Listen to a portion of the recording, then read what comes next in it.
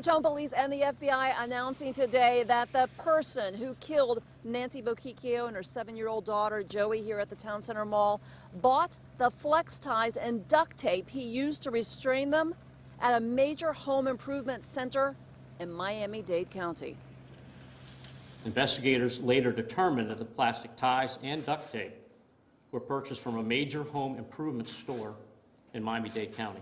Detectives say Nancy Bochicchio and Joey were seen leaving the mall. The killer, seen in this sketch, forced Bochicchio to drive to an ATM and withdraw cash, then drive back to the mall, where he shot Nancy when she freed herself from one of the flex ties. Then he shot and killed Joey. Nancy's wallet and cell phone were found 12 hours later in Miami-Dade. And since the duct tape and flex ties were bought there too, they feel the killer may have lived there. Investigators believe the killer may have ties to Dade County.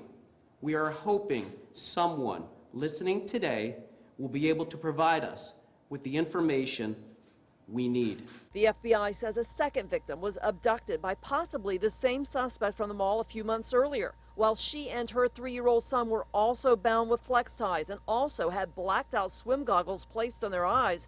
They were not killed. She was the one who provided the sketch. We believe that those two cases are related, and to speculate as to motive beyond that, I think would be just that, pure speculation.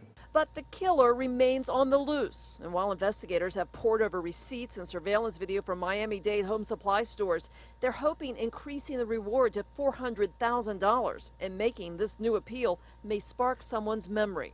A hope shared by Nancy's sister, Joanne Bruno, whose lawyer spoke for her. We hope that getting this out there will help solve this heinous crime.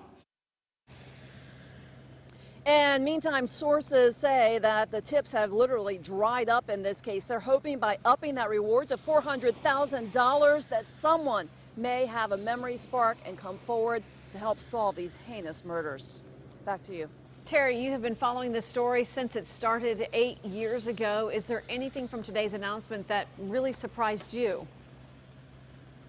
Actually, I was surprised that investigators who discovered the news about the flex ties and duct tape being bought in Miami in 2010 did not release it to the public at that time when memories may have been fresher. However, they're hoping now people down there might say, hey, I remember somebody buying that or having those items in their car, and they're hoping the increase in the reward might help that too. They say the problem is, even though they're reviewing receipts from a Home Depot down in Miami, that if it was a cash transaction, there's just no way of tracking those.